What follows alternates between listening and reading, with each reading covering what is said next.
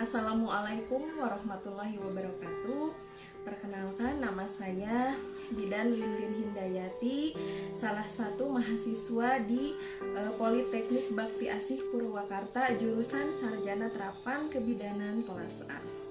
Baiklah, saya akan sedikit bercerita mengenai pengalaman saya yang berhubungan dengan etika dan hukum kesehatan. Ya. Pada tahun 2011, saya memegang satu desa binaan di salah satu kecamatan di Kabupaten Cianjur. Kebetulan desa ini dengan kriteria desa sedang ya, jadi tidak termasuk desa terpencil.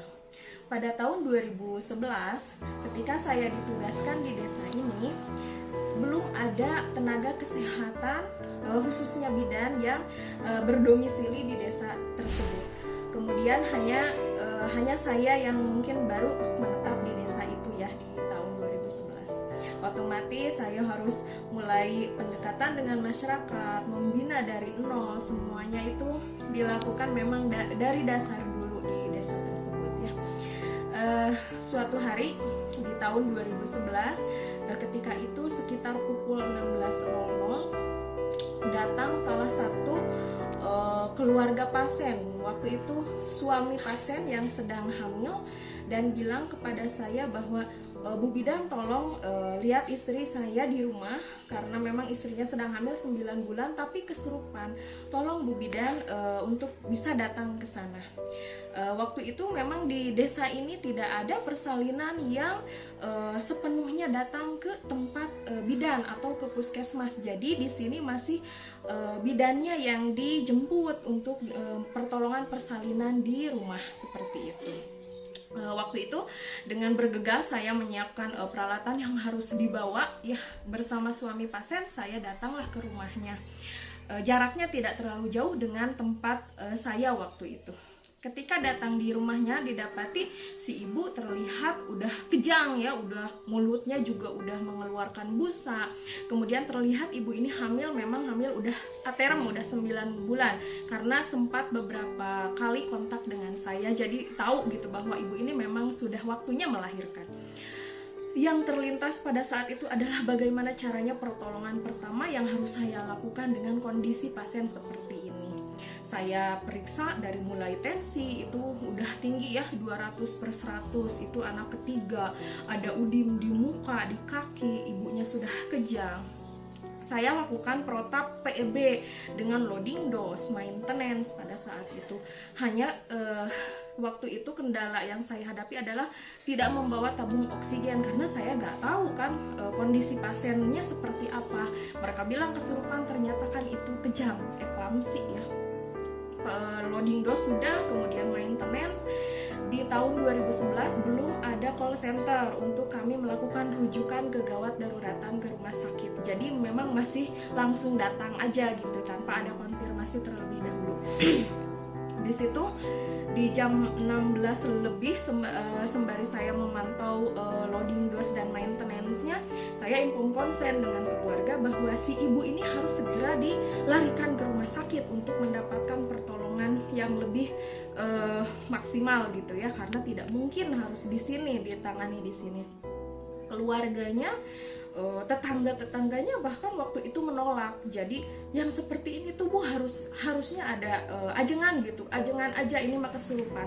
Berkali-kali saya jelaskan bahwa ini adalah penyakit kehamilan dengan adanya PEB dan kemudian eklamsi.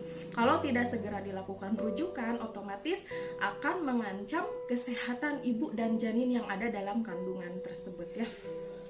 Karena saking alotnya inform konsen yang saya lakukan terhadap keluarga, jadi kekeh gitu ya, nggak mau dirujuk ke rumah sakit, itu nggak mau. Jadi saya waktu itu nelpon RT, nelpon RW, sampai saya nelpon Bapak Kepala Desa yang ada di desa binaan tersebut. Bapak Kepala Desa datang, kemudian Pak RT, Pak RW juga datang, dan saya bilang cepet sediakan mobil. Waktu itu tidak ada ambulan desa, jadi hanya ada kolbak gitu ya yang punya itu salah satu tetangga di sana.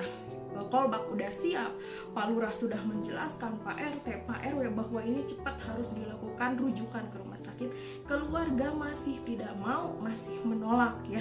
Pada saat itu tokoh agama dihadirkan, kemudian maunya itu setelah tokoh agama bilang iya nurut sajalah sekarang mah ke pemerintah gitu ya, ke bidan gitu, sok mangga ini mobilnya. Akhirnya tetangga saya suruh buat bantuin buat angkat si ibu itu ke kolbak ya. Waktu itu tidak terjadi hujan, jadi memang kondisi cuaca tidak terlalu panas juga ya karena udah sore hari. Saya di mobil bak bersama pasien, bersama suami dan keluarganya. Saat perjalanan menuju ke rumah sakit, ibu tersebut mengalami kejang sebanyak 2 kali. Dan memang oksigen pada saat itu saya pasangnya di perjalanan pada saat menuju ke rumah sakit. Di saat perjalanan pun saya masih dimarahi suami dan keluarganya. Bu bidan ini tuh nggak usah ke rumah sakit, kita pulang lagi, nggak bisa bapak ini harus sudah ke rumah sakit. Saya emosi, saya juga takut, stres gitu ya lihat kondisi pasien yang sudah dalam keadaan kejang 2 kali dan tidak sadarkan diri. Tiba di rumah sakit itu sekitar jam 5:30 maghrib ya, karena 1 jam kan infom konsen gak berhasil. 5:30 tiba di rumah sakit, depan IGD rumah sakit. Kebetulan yang jaganya itu teman saya, jadi memang udah kenal gitu ya dengan kasus ini. Tolonglah teteh, ini memang udah eklamsi, udah protapnya udah saya laksanakan, tapi keluarganya udah enggak kooperatif.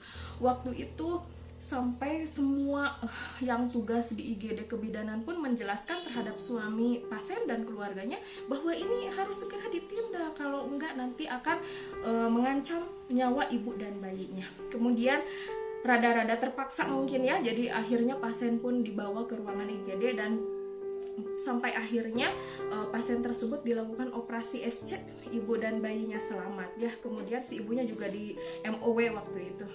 Nah, tidak hanya sampai di situ, keluarga pasien masih menyalahkan saya karena gara-gara menjemput bu bidan, istrinya jadi melahirkan di operasi.